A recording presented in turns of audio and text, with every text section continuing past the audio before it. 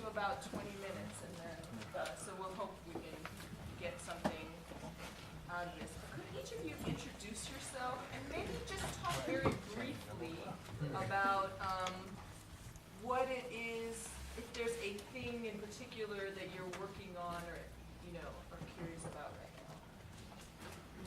I'm on the end, so I gotta go first. I'm Sydnie Mosley, and the thing that I am most curious about right now is sustainability in my life, particularly because I know that I'm committed to this artist life for the long term. So, you know, I've been hustling, and now I'm over the hustle, but so how we really gonna make this work? Right. So,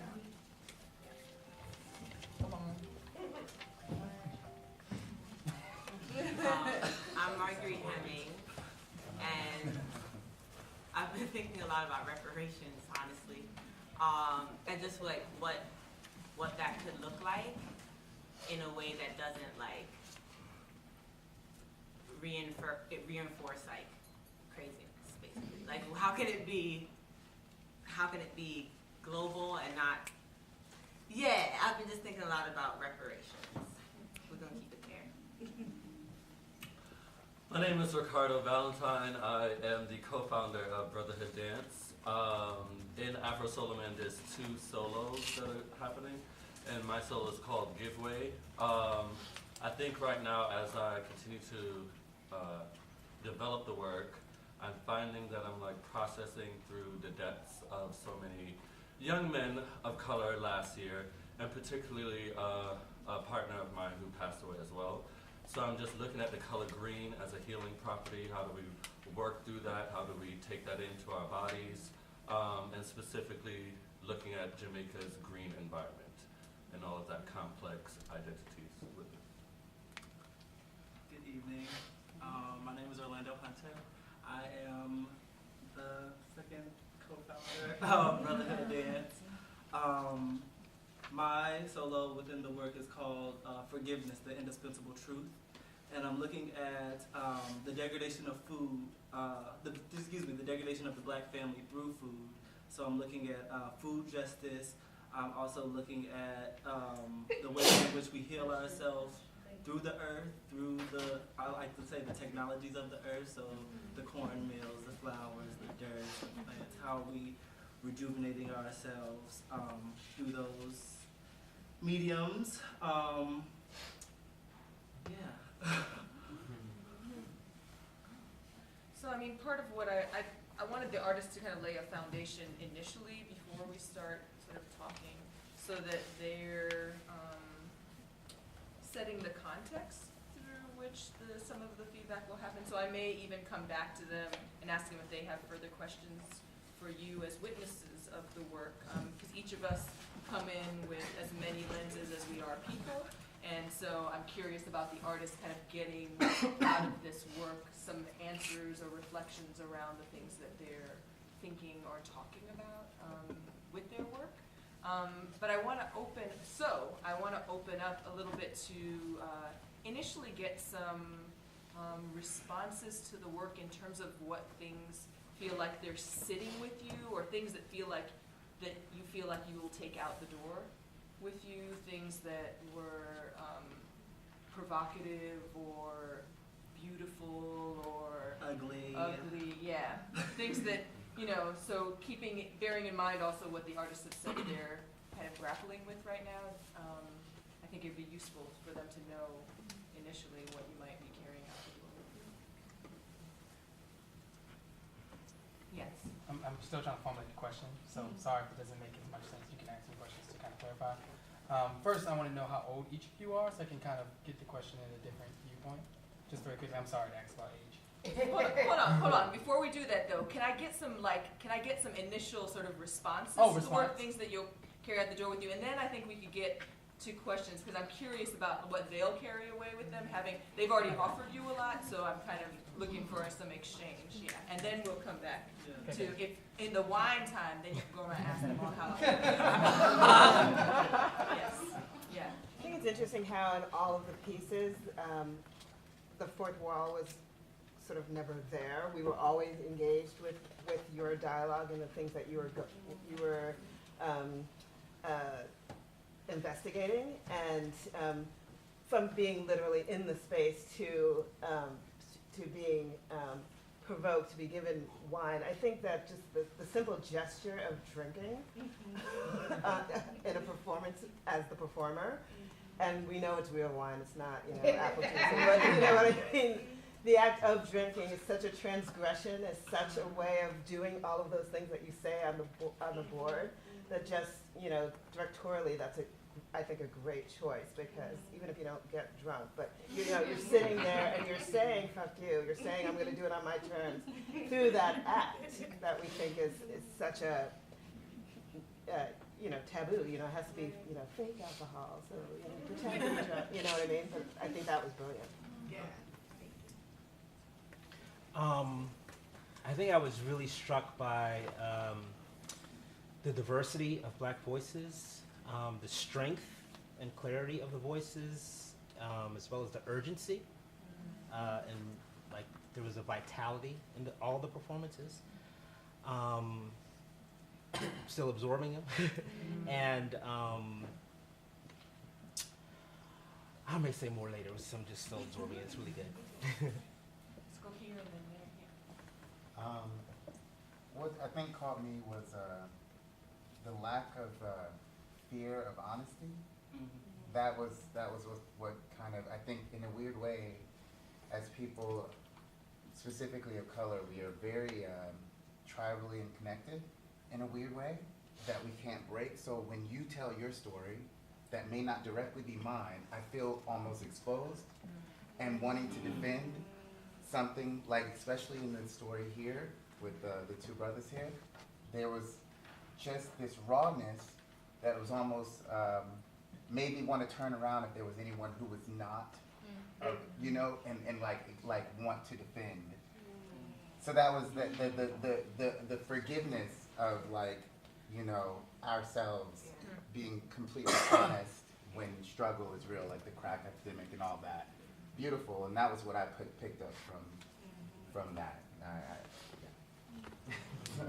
Let's go up here, down here, and then I think. Wow, I just want to say thank you. I felt kind of to echo, I was going to compliment the authenticity.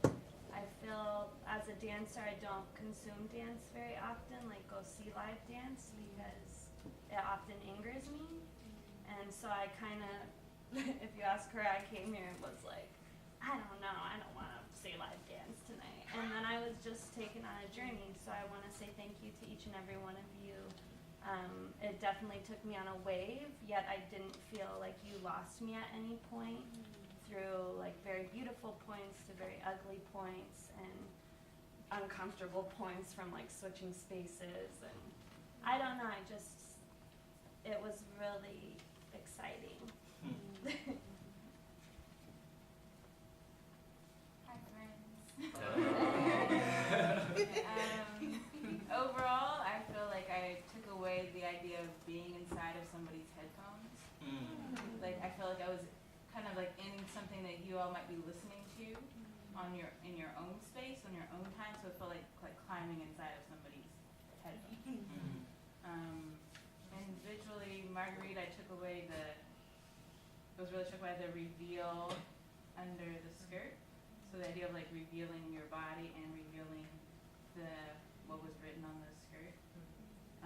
Sydnie, the recline of what does relax look like? Like what does I can't look like on the body?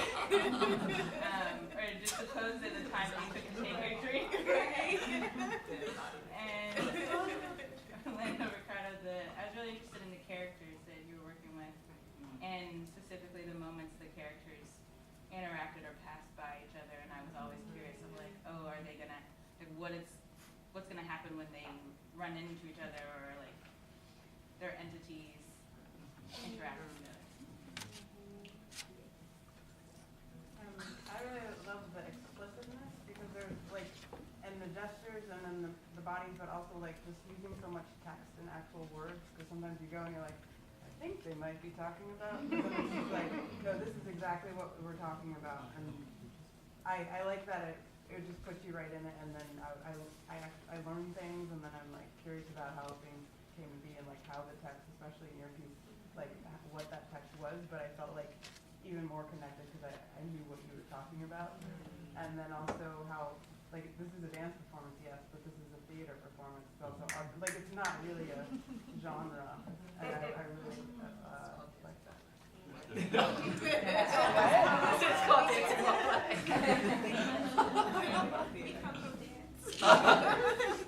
Yeah. Yep. Yep. Yes. Let's go here and then. Yep. There's a lot of visual imagery, and it's interesting that you talked about the explicitness, but I've also, there's a way that I dropped in when all of you started dancing. Like, I was like, I understand everything I need to know. Like, it was just like, I mean, I felt like a physical shift, you know, like, oh, here we go, you know, and it was like in the mix of all of that, I still found like how much I was drawn to the immediacy of the body in motion and how rich that was for me.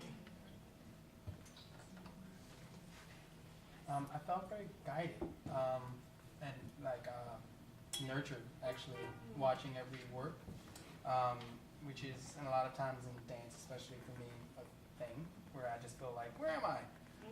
For each work, I felt very taken care of or shooken or whatever. I knew you were intentionally taking me somewhere, and that you were going to do it on purpose, and that it wasn't just like you're throwing me on the street and that you want to know. You know, so yeah, and it felt very great with each of the works.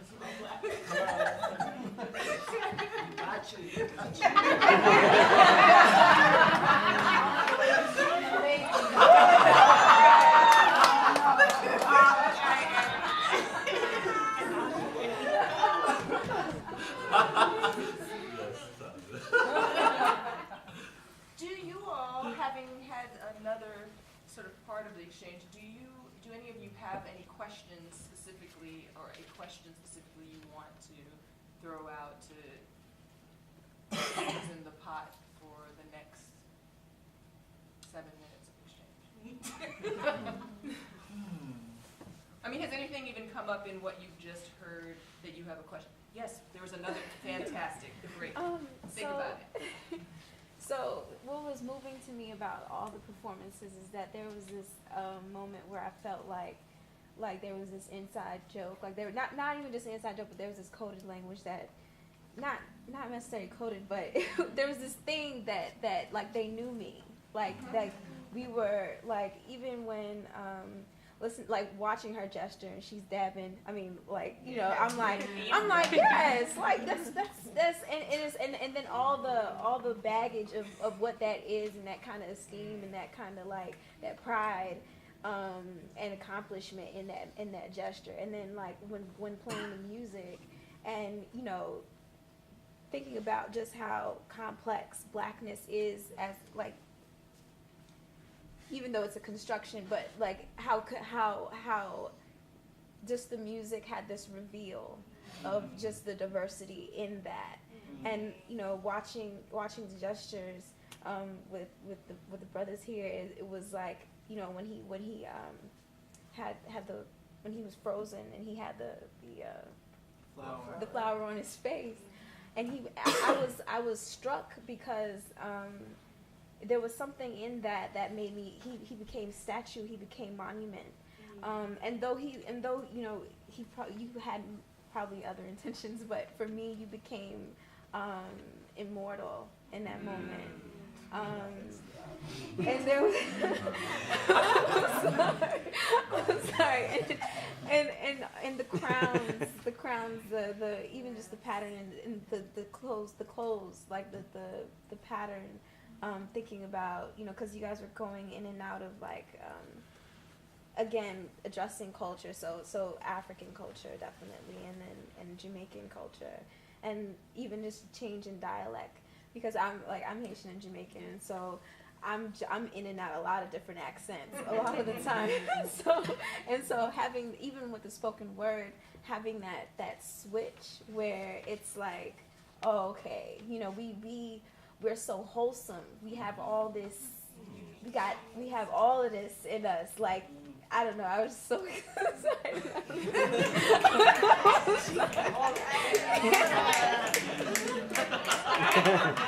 But yeah, that's all I mean, I have much more to say, but I don't want to. Yeah, you guys are great.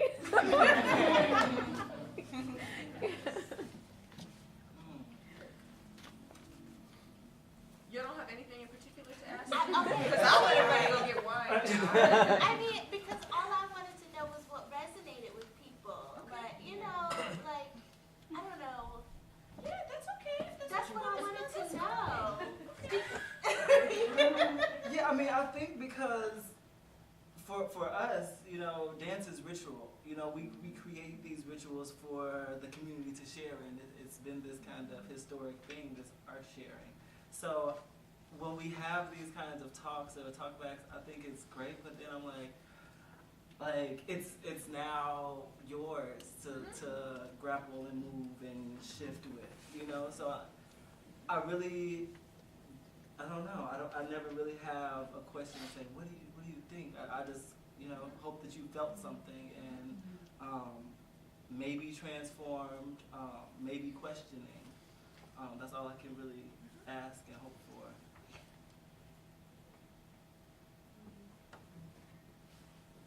I will say, after you guys both spoke, what stuck out to me with your piece was how you chose when to stop the commentary, like what they're saying. Like at first I was like distracted, like can I see what her movement's saying, can I see what they're saying at the same time, and then like the moments then you stopped, it was like, oh, like things started to come together for me, like, and it felt very intentional, like whenever she stopped talking and then whenever she continued it.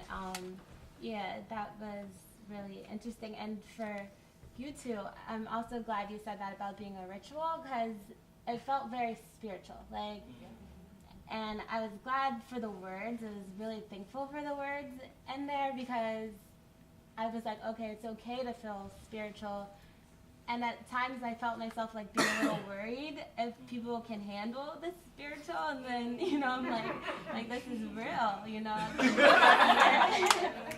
I don't know. So,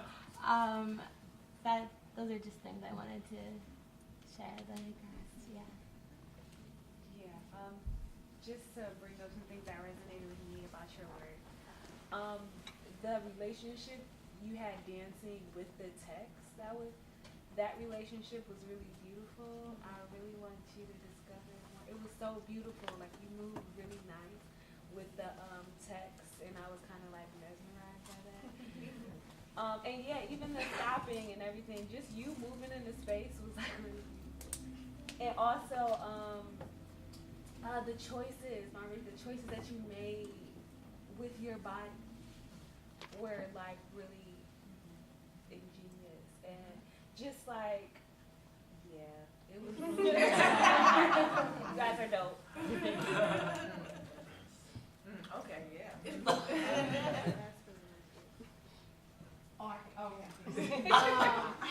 Doing this is very weird for me, so I'm just like.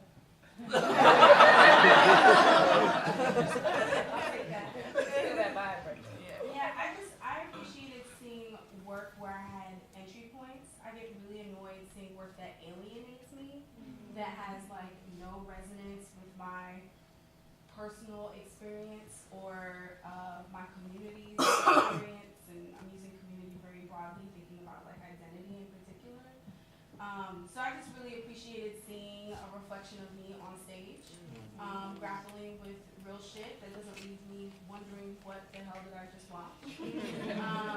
So that's always really nourishing for me. So thank you for doing the work, because I think it requires real work to show up on stage in that way, and not just put a bunch of shit together and be like, you know, it's a cerebral exercise to try to understand what it is that I saw. So I'm just gonna name that, and you know, we're talking about sustainability, like reparation, like there's just so many things and layers that are here. To go to what you're saying, Sydnie. So you know, I'm a color girl on her hustle. I know. Yeah. Tasha made it, y'all. So get it up. I got business coming in.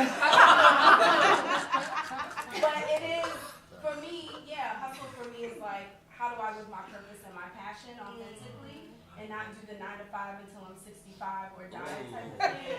And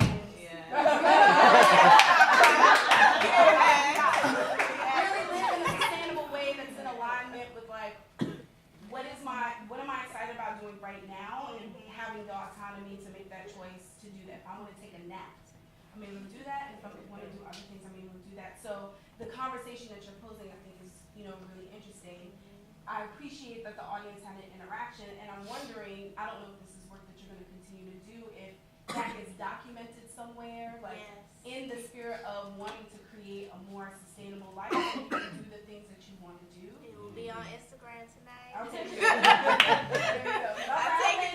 In every rehearsal, I've taken pictures because I've generated a new list every rehearsal, so I'm just gonna document and share widely. And so, and I hadn't even had the foresight before starting this piece that like, oh, and then, every time I do this piece, I'm just gonna be generating more self-care strategies. Like, I hadn't thought that, but then I was like, oh, I have them. We have to share them. So, and then also, how does that become a source material for other work that's created either in workshop or solo or whatever, and also in life, because our life is also a performance. Exactly. There are ways that we need to show up there too, and so it has like applications there and to the work. So. Yeah, thank you. I just saw you just had your wine out here. Yeah. Yeah. I wasn't playing. Someone else that was me, and that just said like everything that. All right. Yeah. I want to say one more thing yes. real quick. I think that's really interesting.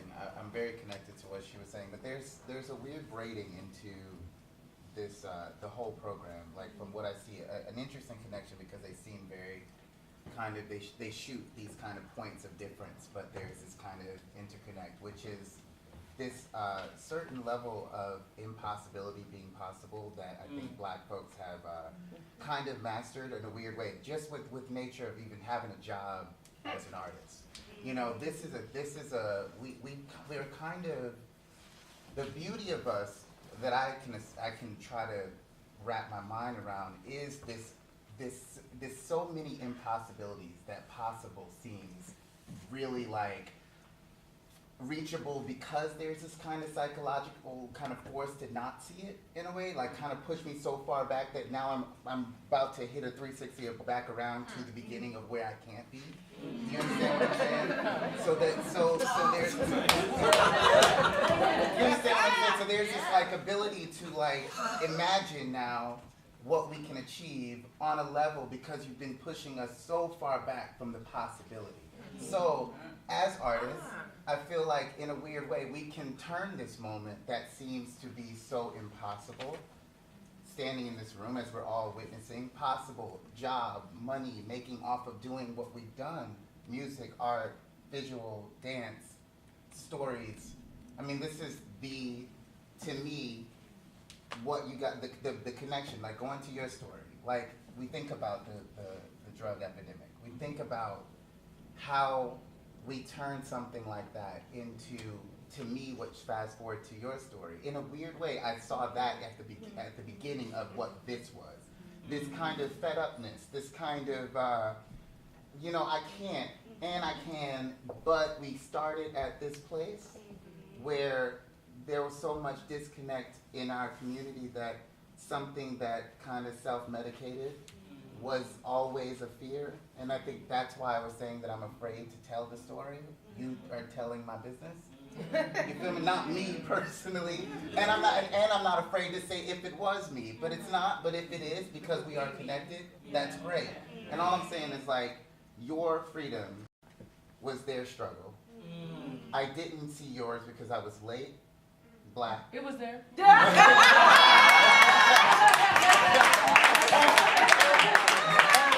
And to speak on that freedom, I just feel like we've always been, we condemn ourselves for our difference or for our lateness, but I feel like we show up on time. You know like that's all I'm saying. Like there is this kind of like impossibility that we've made possible as a people. And I think that goes to your reparation concept. The best reparation we can give is communication to each other. No one can hand us anything bigger than what we have experienced and handed together with each other. I didn't see yours, but with my spiritual connection to look Yeah. at.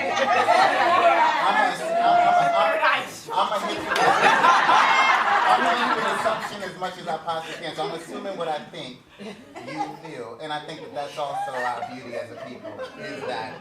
But that's. Sorry, yeah, that was my tangent.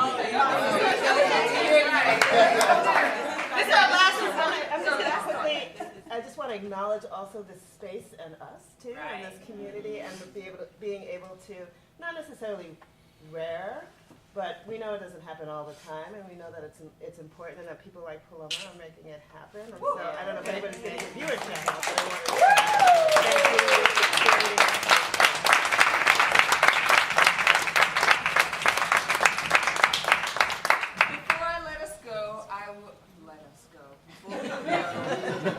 Before we go, I do want to say that this is the 4th year of Dancing While Black, and we've been growing and deepening the work, and it's a like me, we kind of situation, you know.